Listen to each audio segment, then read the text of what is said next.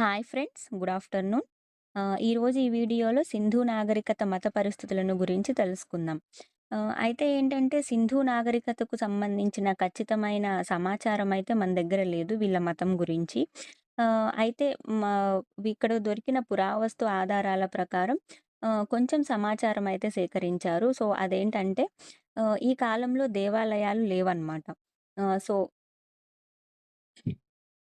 అమ్మ తల్లి అనే ఒక దేవతని వీళ్ళు పూజించేవాళ్ళనమాట. ఈమెని ఏమంటారంటే ప్రకృతి దేవత అని, పునరుత్పత్తి దేవత అని, వ్యవసాయ దేవత అని వివిధ రకాల పేర్లతో వీళ్ళు ఈమెనైతే పిలిచారనమాట. అయితే వీళ్ళకి సెక్స్ ఆర్గాన్స్‌ని పూజించే ఆచారం గూడా ఉందనమాట. లింగం, యోని ఈ రెండిటిని సెక్స్ ఆర్గాన్స్ అంటారు. అయితే ఈ లింగాన్ని పూజించే ఆధారం వచ్చేసి మొహంజోదారోలో లభ్యమైంది. మరియు యోనిని పూజించే ఆధారం వచ్చేసి హరప్పాలో లభ్యమైందనమాట. వీళ్ళేంటంటే వృక్షారాధన కూడా చేశారు. ఏంటంటే సారీ. మెయిన్‌గా ఏంటంటే రావి చెట్టుని పూజించారనమాట. రావి చెట్టు ప్లస్ మర్రి చెట్టు ఈ రెండిటిని.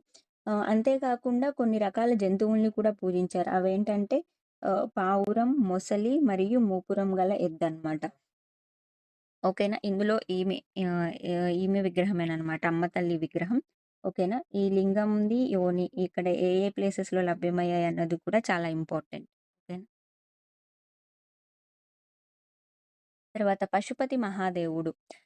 ఈ పశుపతి మహాదేవునికి సంబంధించి ఈ టాపిక్ ఏంటంటే చాలా చాలా ఇంపార్టెంట్ అండి. ఇతన్ని పురుష మహాదేవుడు అని జెప్పేసంటారు. ఇది ఏంటంటే ధ్యాన భంగిమలో ఉన్న పోస్చర్ అనమాట ఇది. ఓకేనా. ఇదొచ్చేసి మొహంజోదారోలో లభ్యమైంది. ఇది గూడా ఈ ముద్రిక వచ్చేసి మొహంజోదారోలో మనకి లభ్యమైంది. 3 తలలు మరియు 2 కొమ్ములు కలిగిన వేదిక పైన ఇతను కూర్చొని ఉంటాడనమాట. ఇతని చుట్టూ 4 రకాల జంతువులున్నాయి. అవేంటంటే ఏనుగు, ఏనుగు ఇక్కడ ఉంది. ఏనుగు, దున్న, ఖడ్గమృగం మరియు పులి. ఈ 4 జంతువులు వచ్చేసి ఇతని చుట్టూ ఉన్నాయన్నమాట. కింద కాళ్ళ దగ్గర వచ్చేసి 2 జంతువులున్నాయి. 2 జంతువులు కావవి. 2 జింకలున్నాయన్నమాట. ఓకేనా. ఈ పశుపతి మహాదేవునికి సంబంధించిన ఇది ఈ సీల్ అనేది చాలా ఇంపార్టెంట్ అండి. ఏ ఏ జంతువులున్నాయి, ఉన్న జంతువులేంటి, లేని జంతువులేంటి అని గూడా అడుగుతాడు. ఓకేనా. నెక్స్ట్. ఈ నెక్స్ట్ వచ్చేసి ఏంటంటే, ఈ సింధు ప్రజలు స్వస్తిక్ గుర్తుని ఎక్కువగా వీళ్ళ చిహ్నంగా భావించేవాళ్ళనమాట. ఓకేనా. వీళ్ళేంటంటే భూత ప్రేతాల నుంచి తమను తాము కాపాడుకోవడానికి తాయెత్తులను కట్టుకునేవాళ్ళు. ఈ సింధు ప్రజలనేవాళ్ళు. వీళ్ళకేంటంటే మూఢనమ్మకాలున్నాయని చెప్పవచ్చును. అలానే వీళ్ళు వివిధ రకాల ఖనన పద్ధతులనేటువంటివి పాటించారు. వీరు ఏం చేశారంటే, ఆ వ్యక్తులు జీవించి ఉండగానే వారికిష్టమైన వస్తువులను కూడా వాళ్ళ శవంతో పాటు పూడ్చిపెట్టేవారనమాట. ఓకేనా. ఇది పాక్షిక ఖనన పద్ధతి కూడా వీళ్ళ దగ్గర ఆచారంలో ఉండేది. అంటే ఏంటంటే, ఆహ్, శరీరంలో ఏదో ఒక అవయవంను తీసుకొని దాన్ని పూడ్చిపెట్టేవాళ్ళనమాట. దీన్ని పాక్షిక ఖననం అని అంటారు.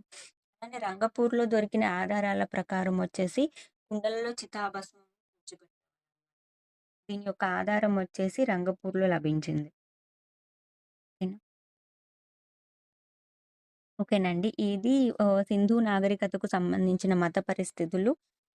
సో, తర్వాత క్లాస్‌లో ఇంకో టాపిక్‌లోకి వెళ్దాం. ఓకేనా. Thank you so much.